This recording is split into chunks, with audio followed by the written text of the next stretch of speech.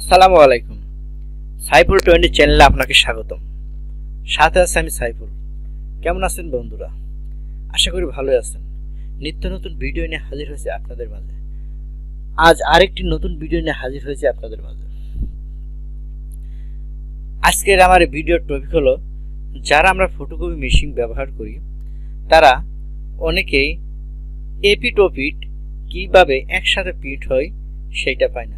অর্থাৎ photocopy machine কেনার পরে এটাকে সেট আপ দেওয়ার পরে যখন আমরা কম্পিউটার থেকে প্রিন্ট করি তখন এটাকে ওইখানে লোকেশন দেখানোর পরেও তা এপিটোপিট একসাথে আসে না। হ্যাঁ, কিভাবে এপিটোপিট প্রিন্ট করবেন সেই বিষয় নিয়ে আজকের এই টিউটোরিয়াল। কথা না বাইরে যাওয়া যাক মূল ভিডিওতে যাওয়ার আগে আমার ছোট্ট একটি রিকোয়েস্ট, আপনি যদি আমার চ্যানেলে নতুন হয়ে থাকেন তাহলে চ্যানেলটিকে সাবস্ক্রাইব করবেন, আর যদি অলরেডি সাবস্ক্রাইব করে থাকেন তাহলে মেনি থ্যাঙ্কস। চলুন শুরু করি।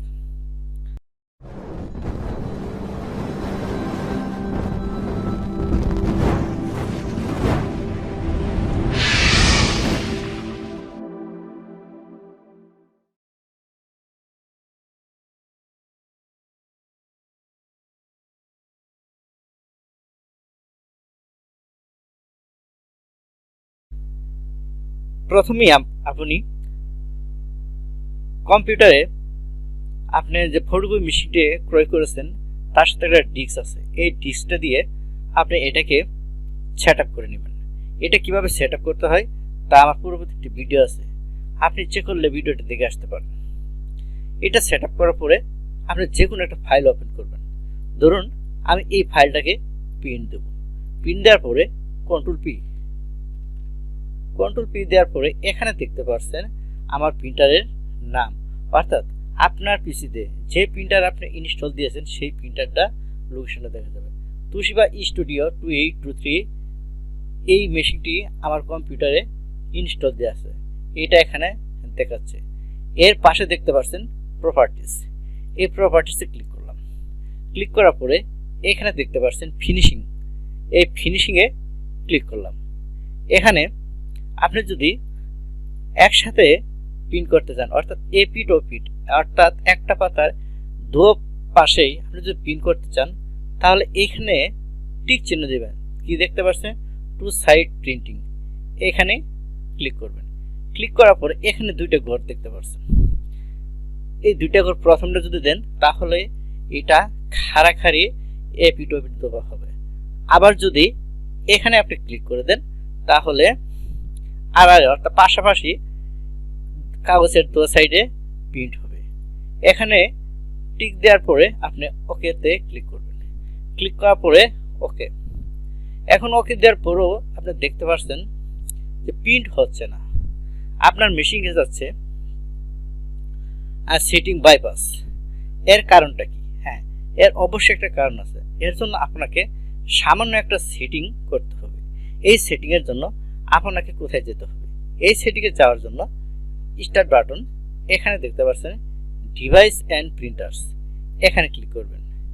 এখানে ক্লিক করার পরে আপনার প্রিন্টারটা এখানে শো করবে। আমার এখানে শো করছে তোশিবা স্টুডিও, অর্থাৎ তোশিবা 2823 এই মেশিনটি আমার কম্পিউটার সেট আপ দেওয়া, এটা এখানে শো করছে এবং টিক চিহ্ন দিয়ে রাখছে। এটাকে ক্লিক করে মাউসের রাইট বাটন ক্লিক করবেন। রাইট বাটন ক্লিক করে এখানে দেখতে পাচ্ছেন প্রিন্টার প্রপার্টিস, এই প্রিন্টার প্রপার্টিসে আপনি ক্লিক করবেন। ক্লিক করার পরে এখানে অনেকগুলো অপশন আছে। এই অপশনের ভিতরে সবার শেষে দেখতে পাচ্ছেন উপরে কনফিগারেশন, এই কনফিগারেশন এখানে আপনি ক্লিক করবেন। ক্লিক করার পরে এইখানে দেখতে পাচ্ছেন টিক চিহ্ন। আপনাদের এখানে দেখবেন যে এখানে টিক চিহ্নটি নাই, ডিফল্ট অবস্থায় এখানে টিক চিহ্নটি নাই। এখানে আপনি টিক চিহ্ন দিবেন। টিক চিহ্ন দেওয়ার পরে আপনাকে আর কোনো কাজ করতে হবে না। এখানে দেখতে পাচ্ছেন ওকে, ওকেতে আপনি ক্লিক করবেন। ওকেতে ক্লিক করার পরে এটাকে ক্লোজ করবেন। এখন যদি আপনি প্রিন্ট দেন, কন্ট্রোল পি ধরে যদি আপনি ক্লিক করেন তাহলে প্রিন্ট হবে। প্রপার্টিস গিয়ে ফিনিশিংয়ে টু সাইড প্রিন্টিং, এখানে টিক চিহ্ন দেন, দিয়ে ওকেতে ক্লিক করুন। ওকে, বেশ, আপনার কাছে এখন দেখুন এপিট আর ওপিট একসাথে প্রিন্ট হচ্ছে। আশা করি এই ভিডিওটি বুঝতে পারছেন। এই ভিডিওটি কেমন লাগলো তা কমেন্ট করে জানাবেন। আর হ্যাঁ, এই ভিডিওটি সোশ্যাল মিডিয়াতে অবশ্যই শেয়ার করবেন, যাতে করে আপনার শেয়ারকৃত ভিডিওটি দেখে অনেকেই এই সমস্যা থেকে সমাধান করতে পারে।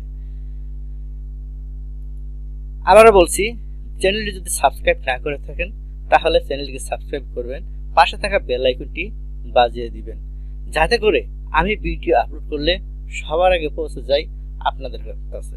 এতক্ষণ ধৈর্য সহকারে আমার এই ভিডিওটি দেখার জন্য আপনাকে অসংখ্য ধন্যবাদ।